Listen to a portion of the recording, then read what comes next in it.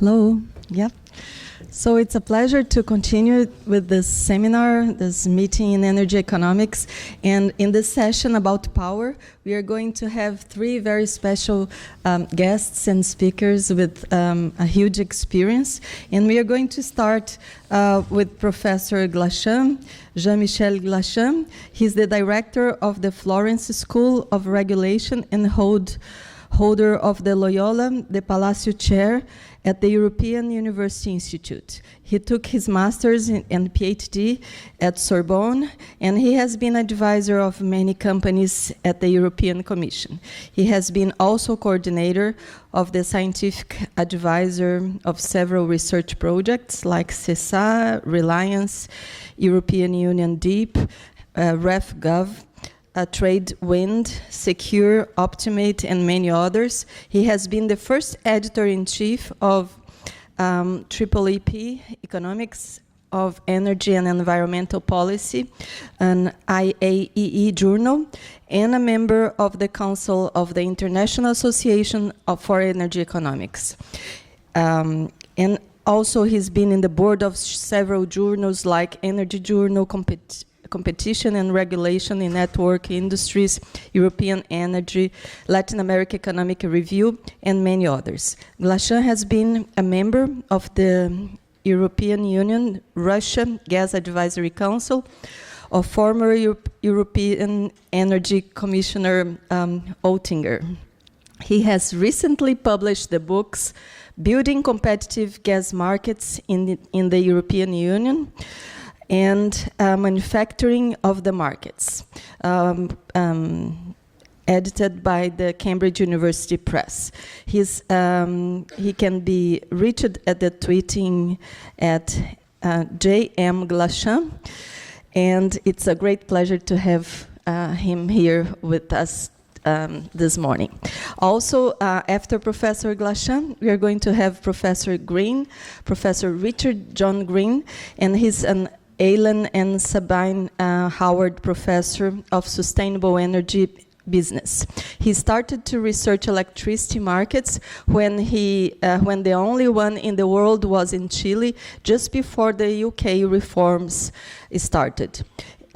He now works mostly on economics of low carbon and electricity. Also, we are going to have with us our third speaker for this morning, Mr. Mauricio Tolmasquim. He's an associate professor at the Federal University of Rio and was a non-resident fellow at the Harvard Kennedy School. He deputy minister of the Ministry of Mines and Energy. He was responsible for establishing energy auctions in Brazil's key policy driver for enabling energy expansion and price reduction. He served as CEO of conducting studies and providing technical inputs and support to the Ministry of Energy and Mines. At EPE, he spearheaded the study in support of Brazil's intended nationally determined contributions. He is a member of the Brazilian Academy of Engineering and participated in the World Economic Forum Global Agenda Council. He has several publications, and he's the organizer and co-author of 25 books. So please, following a suggestion of Professor Green, the speakers will come and have 20 minutes, and we are going to observe them from there. And after that, we are going for the question and answer session. Thank you much. So, Professor Glachant.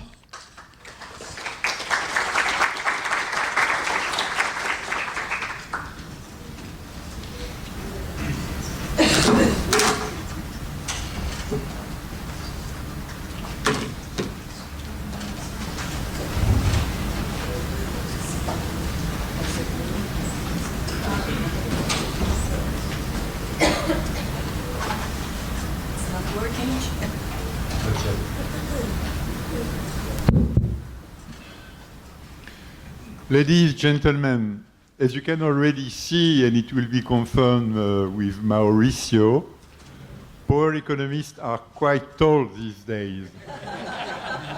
I assume the influence of the solar energy. And you will see that Richard did his best to like us, but in UK there is less sun. We cannot deny. Huh? There is also wind and water, rain. What else? I am professor in a European university. We have only one European university in Europe. All universities are national. And my university have a small team on European energy regulation. That's what I do every day since 8 years. And I made an agreement with Richard. Richard will concentrate on market novelties, market challenges, and I will do with regulation. That's an equilibrium. Aha.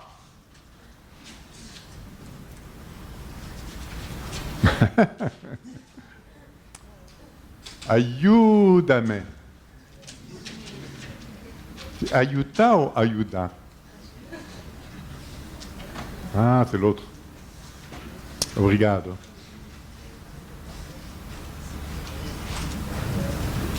Read. That's me. There is many things.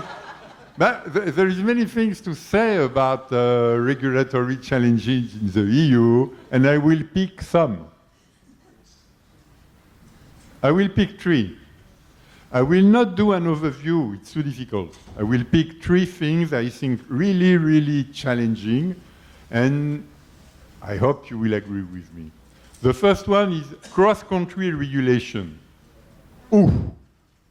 How do we address cross-border power system and cross-border power market? How to get coherent rules for seamless power operation when both market and system cross borders of countries having separated national authorities. Either regulators are national or system operators are national. You may think that EU is a federal state, EU is not. If EU was a federal state, UK would be impeded to quit except for civil war. And as we know from the US, sometimes you do not win the civil war, so you cannot quit.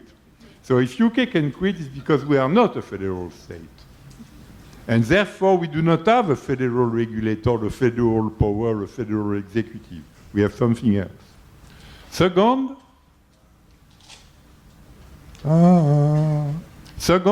multi-country energy transition.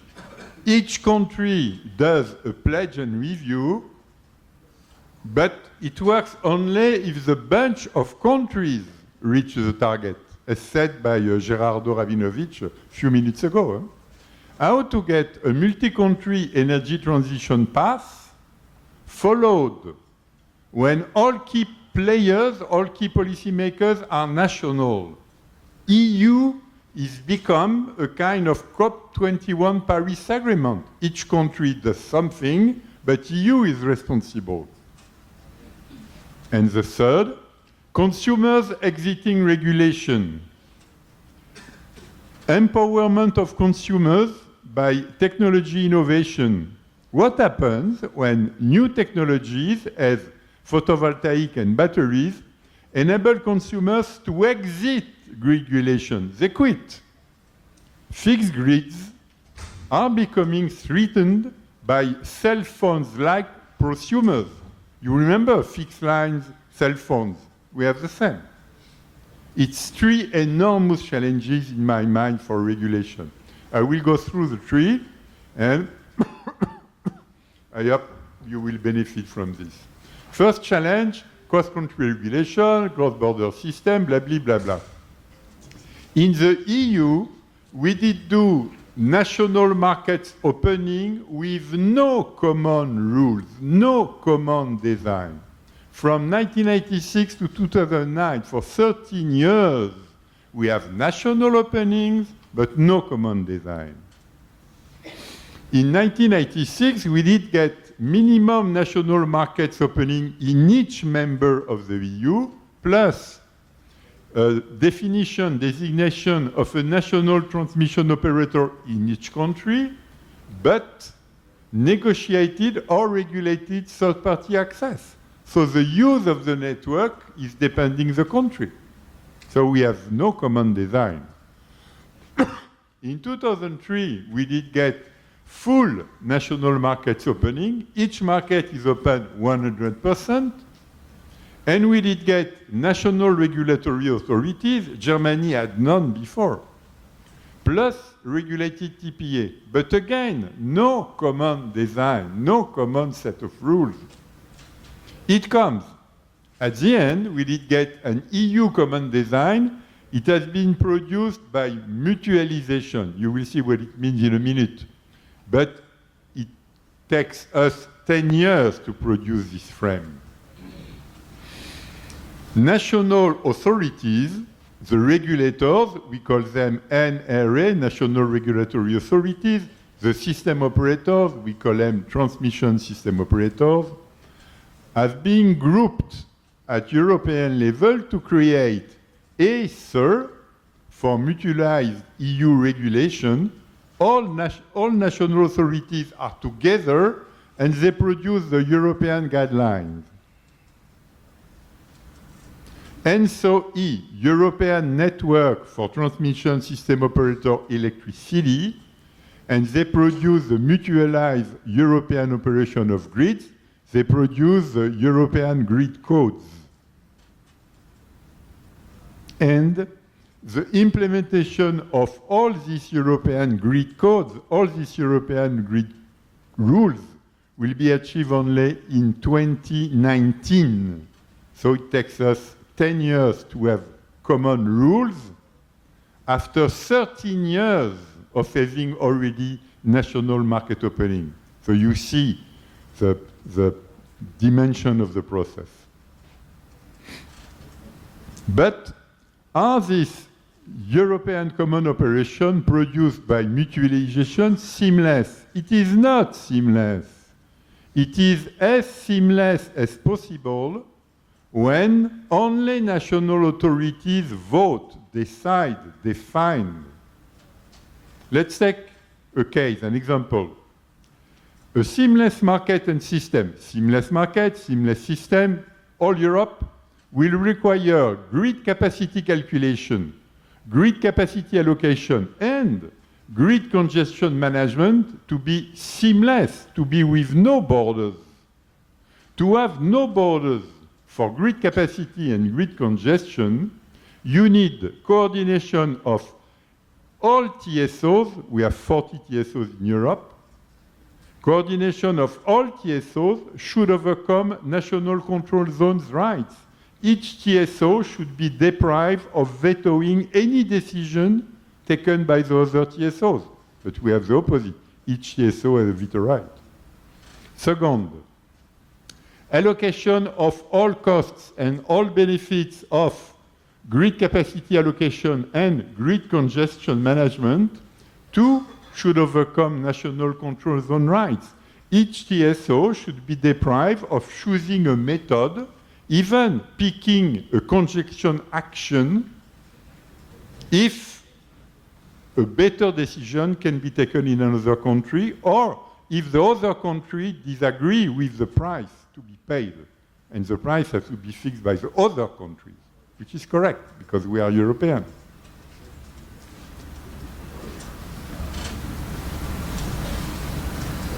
Third is big.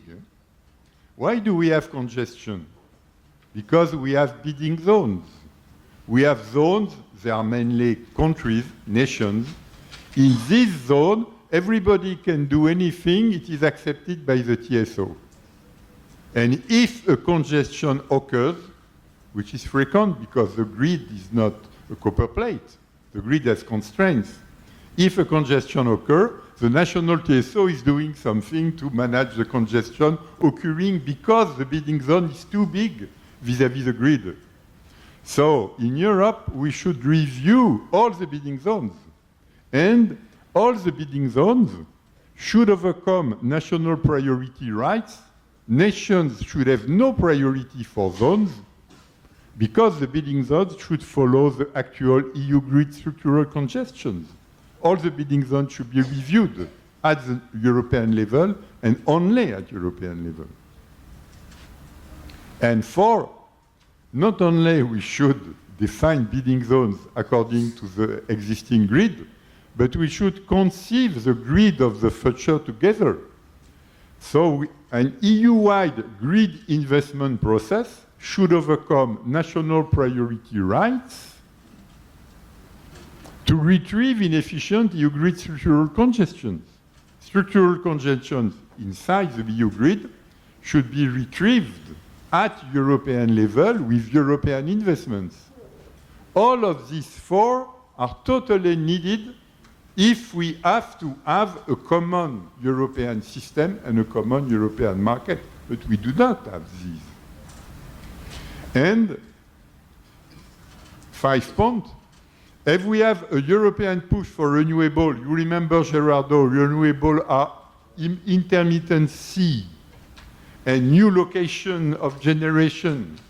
So they demand a new concept for the grid. As we have a big European push for renewable, but we have a mesh grid and open markets, all these 4 points are key, but we do not have them already implemented. It's still national based. Hallelujah. Next, multi-country. Multi-country. We have been totally multi-country till 2008. EU countries had no common energy policy till 2008. No common energy policy in the EU till 2008. For 12 years, we had a common market, but no common energy policy. EU market building was technology neutral. Energy mix policy was national only. European governments, we call it the European Council. European Council means European governments together.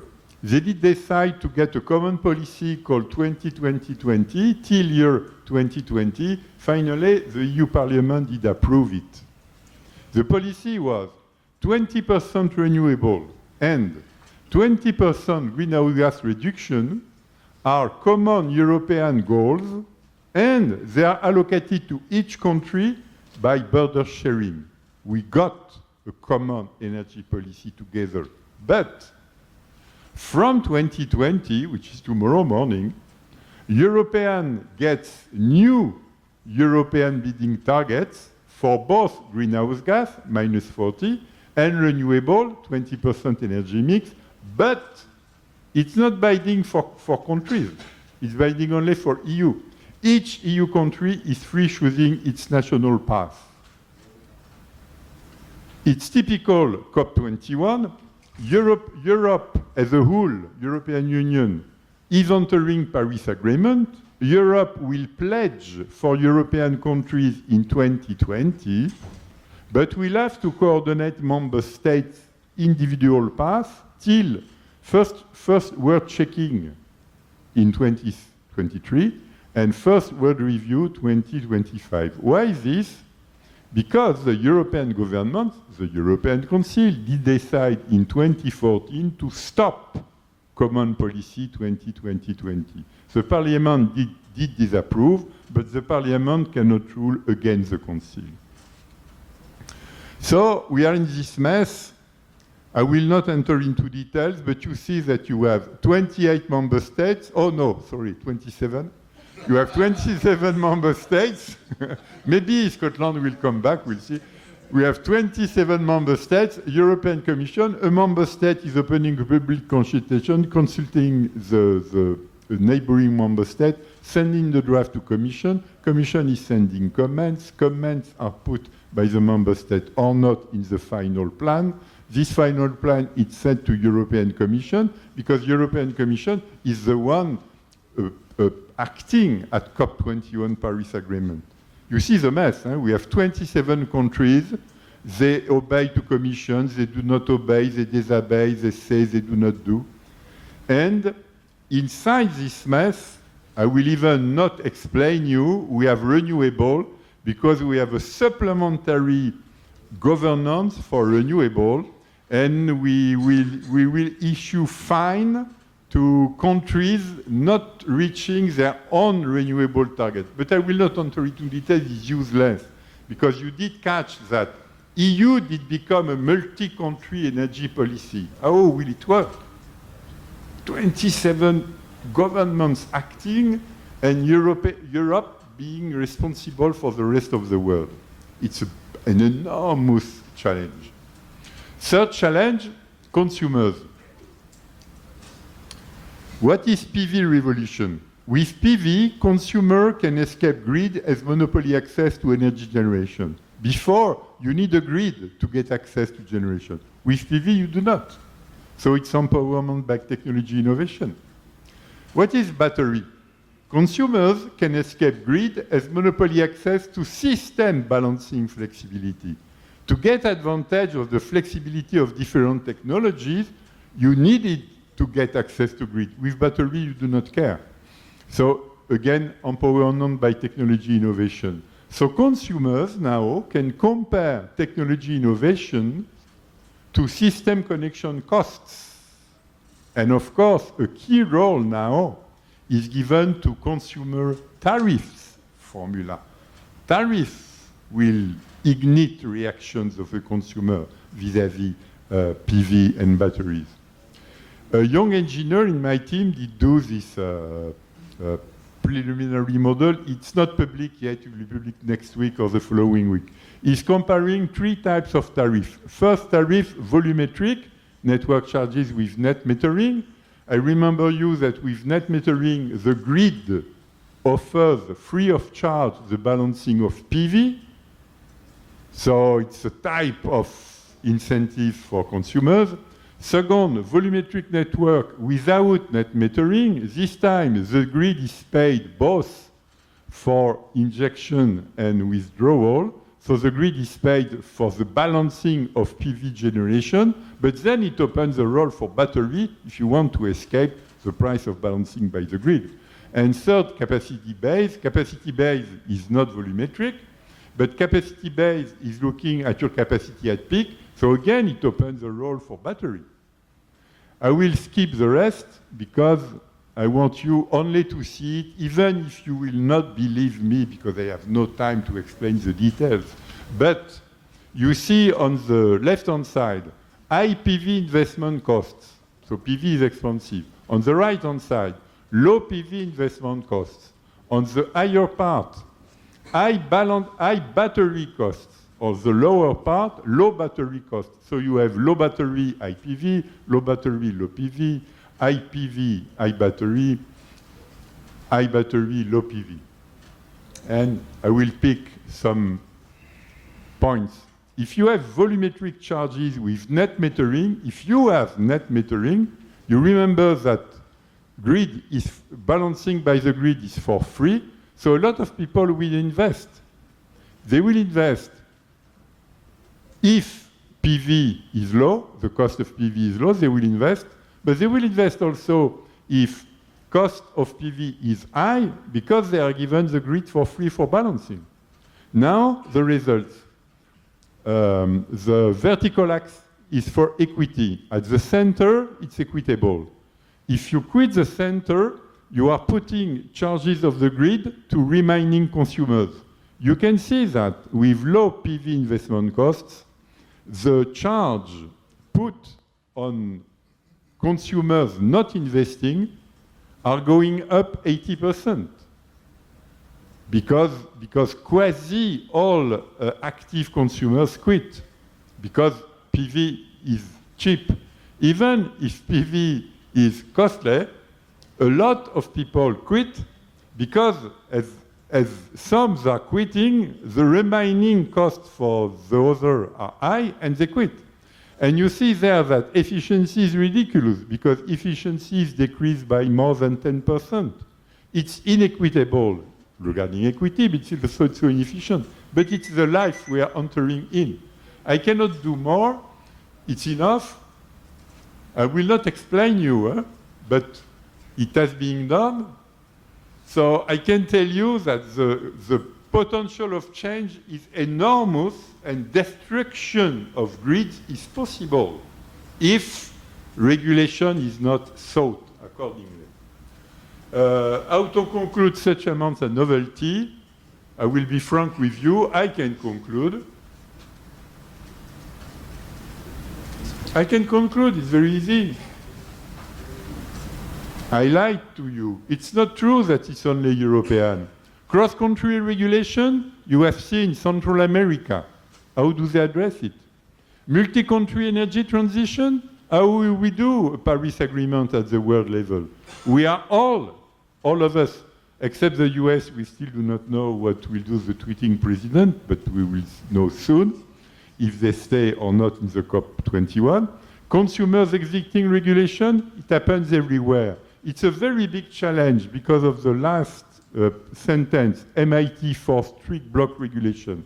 If you want to really charge the real costs and to take into consideration the real benefits, you have to go to street block regulation. Each street block is a different case. Good luck to have a regulation being block by block and not city by city or country by country. As soon as you will have city regulation and country regulation, many consumers will quit because regulation will be done. Hallelujah, hallelujah. I'm tweeting a lot, that's true.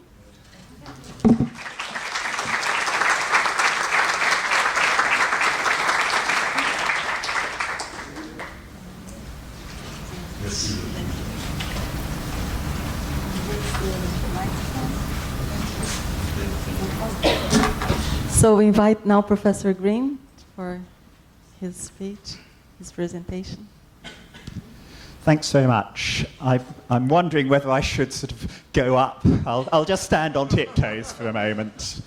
Anyway, it's a real pleasure to be back in Rio, so thank you. And what I'm going to say actually follows on very well from Rafael Ferreira, because he was talking about two types of markets, and effectively that's what I'm going to do. I often talk about two types of markets: the American style, where the system operator does everything, and the European style, where the traders do things and then the system operators have to sort it out. Great Britain started out with an American-style market, and then some free market economists decided we should have a European-style market instead, which is slightly ironic given what certain similar economists have given us recently. Anyway, I'm going to make a different distinction. The thermal market, which perhaps in honour to our president, I'm looking around to see if I can spot Ricardo, but I can't. Anyway, in honour of our president, you might think of as a Chilean market. You have power limited problems. The question is, how many gigawatts do you have at the moment? And the hydro style of market, which in honour of our hosts is the Brazilian market, what matters is your energy. How many gigawatt hours do you have? And they give you different challenges because different things are scarce. So if we have a thermal market, which is the case in much of Europe, including my bit of Europe, then you have, let's think how renewables affect that. You know, we can't be at an economics conference without somebody putting up a demand and supply diagram. So here is marginal cost in a stylized power system, and you have demand at different times. And then if this is the net demand on thermal plants, and you add renewables, you get the price, well, you get the prices, and then you add renewables, and the net demands fall, the prices tend to fall, and that's good news for consumers and bad news for producers. And you can see that empirically, a few years of German data in which the electricity price follows the gas price very closely, implying that prices were probably quite near marginal cost, until they weren't. And if you look at the amount of renewable capacity exploding in that well-known sunny country, Germany, then you see one of the things that was driving that. And so it has short-run effects on the market. On the other hand, lots of German generators are losing money. They are therefore closing plants. Germany's actually sort of closing quite a lot of its nuclear stations at the moment as part of its low-carbon transition, but that's another thing. And as you close the plants, cost shifts in and the prices go back up. And you get to a stage where if you've got your screening curve showing the intercept is the fixed cost and the slope is the variable cost and the height is the total cost over a period of operation, and market prices based on marginal cost and a bit of scarcity pricing at the bottom imply that with the right capacity mix, everybody covers their costs. That's what the right capacity mix used to look like. You have capacity so that it runs open cycle, peaking plants run for a short period, base load plants all run for a long period. I realise I'm going fast, but with this audience, I trust that this is fairly familiar. And if we add renewables to the mix, the load duration curve does something like that. And we eventually adjust our capacity in the long run, although, of course, the long run takes an awful long time.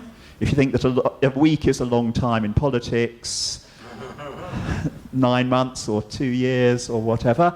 Anyway, you then have new capacity mix and the conventional plants are happy. What about, the mix, you might get an operation like this. This is entirely simulated, but notice you've got nuclear stations running pretty well flat out, gas for much of the time but going up and down, peakers some of the time, lots of wind, and this is the winter. So we do have a bit of solar generation, but not, don't bring the suntan oil. And notice that there are times when we haven't got enough capacity in total and we are using price rationing, so high prices rather than you turn the switch and nothing happens. And we have some times when we've got so much wind that we can't you don't turn off nuclear stations for 6 hours, therefore we're throwing away the wind. That means we have low prices because the wind generators want compensation, and we have very high prices to ration things, and life is nice and volatile, or perhaps nasty and volatile. Particularly if we think about the renewables, because when the price is high, the thermal plants get the revenues they need overall, but the renewables, not much is happening when this price is high, lots is happening when the price is low. And we can see that in Germany. I've got the electricity price relative to the price of gas. During summer months, you have the amount of solar power, and it's coming out, or the shape of solar power, and you get the highest price in the middle of the day when there's lots of sun. But this was a time when there was not much solar. Add some more solar, the price comes down quite a bit. Not such good news for the solar generators. And then go on more recently, the price comes down a lot. Now, it also comes down overnight. You can't really blame the solar generators for that. I suspect that is because of shale coal. Now, I expect you've heard of shale gas. You may not have heard of shale coal. Shale coal is coal from America that is being exported because they've got too much shale gas. Anyway, the poor old solar generators are becoming much less valuable. Now, the German consumer is still paying them lots of money, so don't worry if you are German and have a PV panel, you're still getting the subsidy, but the electricity is actually a bit less useful. And that's a generic thing. If we think about a potential load duration curve and 5 gigawatts of solar in a non-sunny place like the UK, just about might make sense. It's scattered through the year in terms of the overall total demand. If we, though, reorder hours in terms of the net demand on everybody else, you can't see it, so let's make it darker. This always reminds me of sort of the start of a Universal Studios film, but I won't try to do the music. And it's still fairly even between high net demand and high prices, low net demand and low prices. But let's put some more in. It starts to move, the hours with solar now are tending to be hours with lower net demand and lower prices. You get a better one now. And if anybody was crazy enough to put 40 gigawatts of solar all over Great Britain, I believe there's some politicians planning a referendum on it, then a lot of that would come at hours of relatively low net demand and therefore low prices, and it would be relatively less valuable. And you can see that in the shape of relative prices in Germany. Obviously, as the peak price comes down, the off-peak price has to go up by the law of averages. And while the very first few solar panels in the middle of the day were about a third valuable, more valuable than average electricity, by now, solar generation is actually less valuable in terms of market prices than average electricity. And that is going to be entirely systematic for any generator that tends to produce at the same time. And that's baddish news for the cause of having lots of renewables.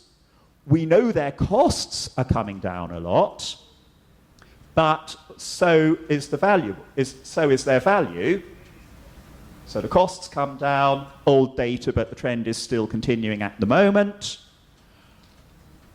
But we've got a moving target, and work that I've done with Thomas-Olivier Loutier from Toulouse looks at that. If the cost of renewables is coming down, but so is the value of the output, which is going to win the race? And we can look at what would happen to the capacity mix. In a greenfield model, in other words, we just build what the equilibrium looks like without worrying how you get there for different amounts of wind. As you add wind, you crowd out nuclear, you decrease the total thermal capacity, slightly more peaking plant, and an increase also in mid-merit plant, increases in wind capacity. Any one of these could be an equilibrium. If we look at the prices, we start with a rather boring line. By construction, almost by economic theory, the time-weighted average doesn't change because the baseload plant has to recover its costs from the time-weighted price, and the baseload plant costs don't change. The price earned by thermal generators goes up very slightly because they are only generating at the higher price, or they generate most at the high-priced hours. Renewables generate less, but unless I've got the size of my graph and my axes choices really rather poor, you can tell I'm hiding something from you. If we increase the capacity of wind even more, beyond the point where we've crowded out the nuclear stations, you get a slightly higher price for the thermal output, but eventually, you see that the price for consumers goes down and the price for the wind goes down horrendously, based on the idea that you have to be paying large amounts to people to get them to throw away wind energy or to consume more electricity in order to mop it up. That is slightly extreme, but the sort of tax that you would need in this sort of model, which is based on the typical EU, UK system of absolute priority for the renewables and compensate them if you can't take them, but you basically try to take the power, that's not good news. If you simply compensated them financially, it gets rather cheaper, and there are moves towards that, although not in all EU states. But, of course, this is based on the idea of if you've got too much electricity at one moment, then you have to throw it away. But if we can develop the storage technologies, life is going to change. So if we start to put renewables into that kind of market, what happens? Well, let's have another supply and demand curve. So the traditional thermal market, marginal cost, demand and price, and we suddenly move to a market with huge amounts of renewables.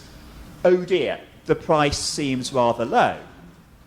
But then imagine that instead we're in a world where there's some sort of total amount of resource available, so measuring demand in the normal direction, but there's an available resource. In that case, everything that we use now in this direction is something we can't use in future.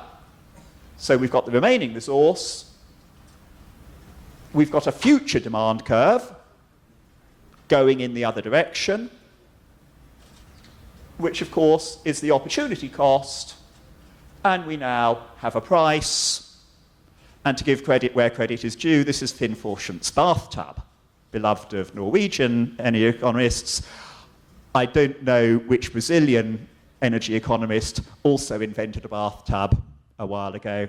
I would be surprised if somebody hadn't, but Finn's formulation's a nice one.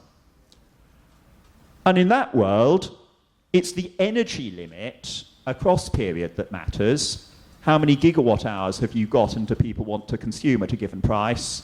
Not the power limit, how much have I got now? So you would have, if you've got a limit to your energy capacity, start with the reservoir going up, but you might reach full capacity, at which point you would have to throw away energy. So you try to have a low price to make sure people aren't wasting energy that would otherwise be thrown away, consume more. And then perhaps we're in a period, maybe we know our hydrology or our sunology, is that the right word? You know, when we're going, it's coming into the summer, so you're going to have more solar. Sorry, no, you're coming into the winter, so you have less solar, and you've got a risk of running out of energy, so the price needs to be high to try to make sure you don't.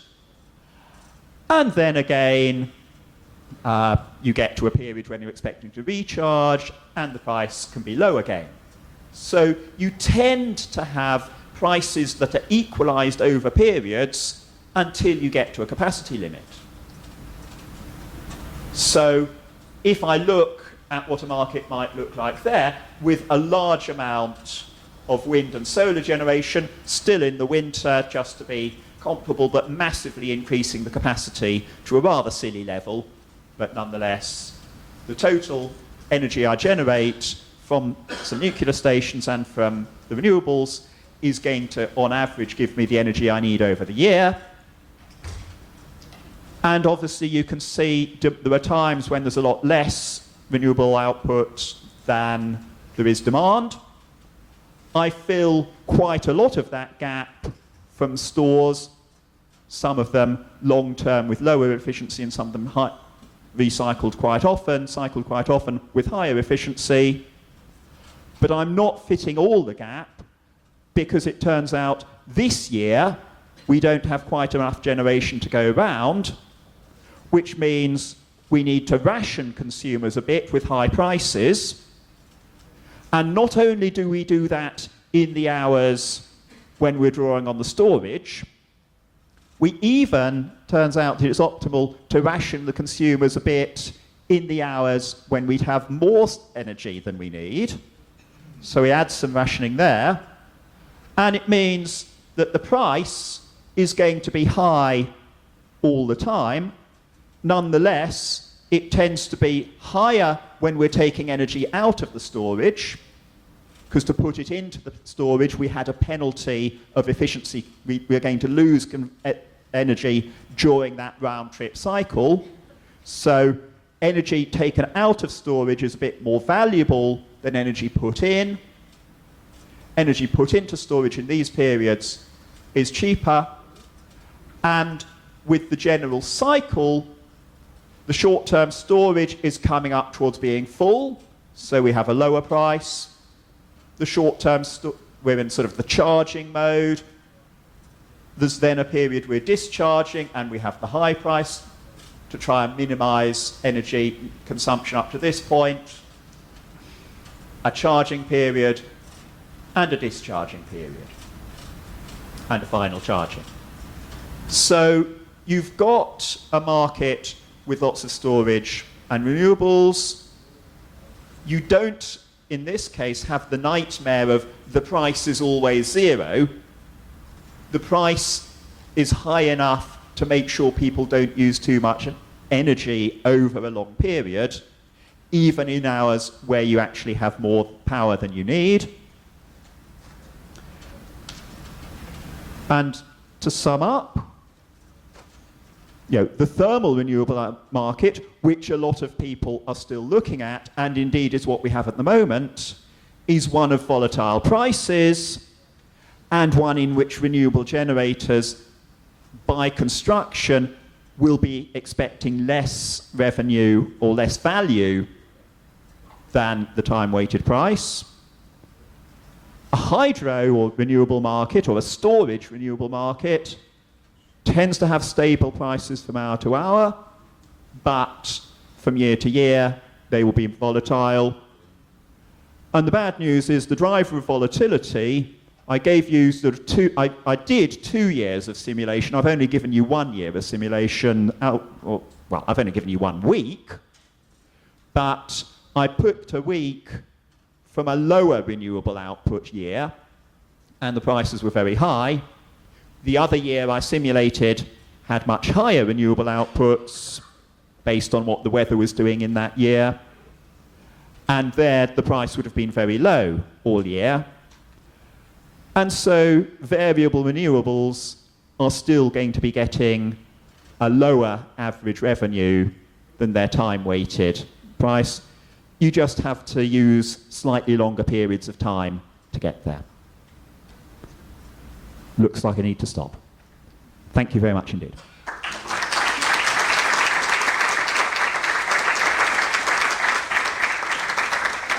So just to say, if you want to simulate renewables outputs, go to the Renewables in Ninja done by my colleagues Ian Steffel and Stefan Fenninger. Thank you very much indeed for your presentation, Professor Green. And now we'll have Professor Tolmasquim with us. Please.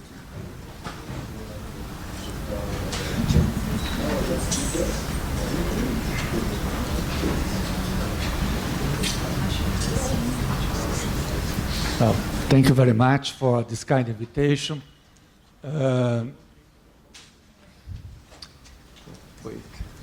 Well, I'm going to focus on the Brazilian power sector reform. Brazil has introduced the long-term contracts and auction as a system, as a mechanism to expand the system, and many Latin American countries are following the Brazilian way.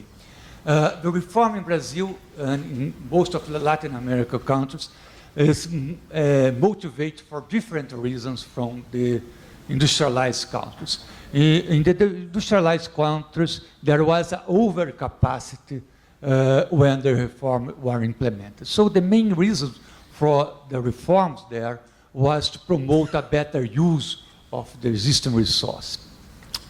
In Latin American countries, we have high electricity demand growth. So the main concern in a Latin American country is to ensure a reliable and efficient capacity increase. So before I talk about the Brazilian reform, I would like to talk about some specificities about the Brazilian power system. Brazil has a very renewable power energy mix. About almost 8% of the power generation is renewable in 2014, and while in the world only 20% of the power generation is renewable. And we was noting that 2014 was a very dry year. In wet years, 2012, almost 85% was renewable.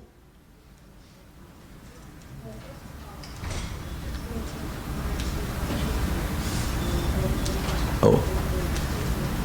Okay, so Brazil has a huge system that is strongly interconnected with the hydro predominance, as we have saw before, with a growing market. Normally it grows 5% per year. Well, now we have a crisis, we have an overcapacity now, but normally it used to grow 5% per year.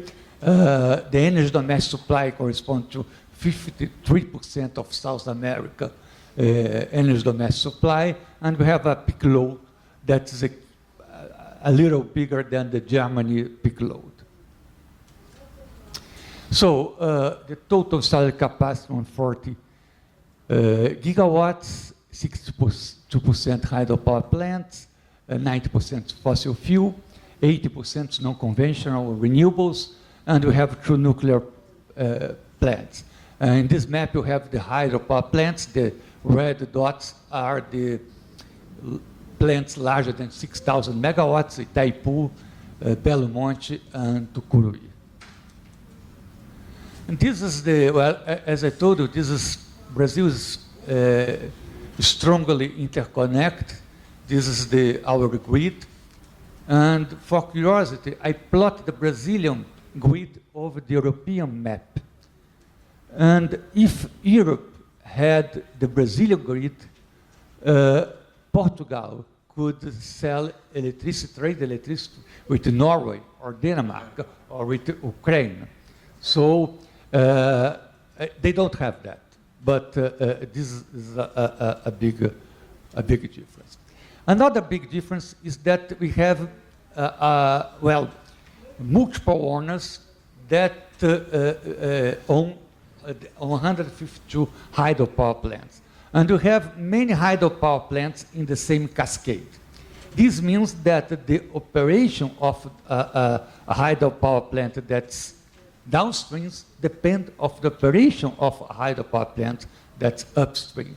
This means that you need a coordination of the system. The operation of a hydropower system is very different from the operation of a thermal power system. So we have a centralized dispatch, what's different from other countries. We have a system dispatch that's cost-based. It means that the system operator act as all the plants belong to the same owner. And why that? Why we don't have a bidding scheme as much of the other countries? Because we have these constraints that the system contains several cascade hydropower plants with different owners.